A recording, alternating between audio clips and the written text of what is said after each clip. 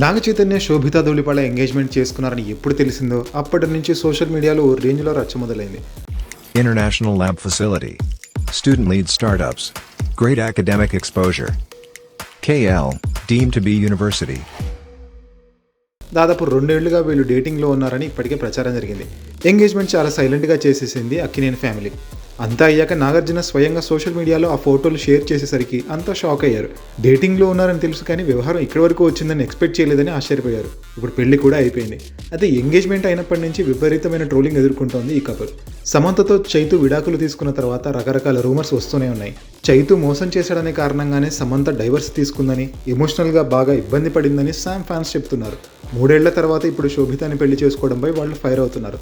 శామ్ని అంత ఇబ్బంది పెట్టి అంత సులువుగా ఎలా మూవ్ ఆన్ అయ్యావు చైతు అని క్వశ్చన్ చేస్తున్నారు.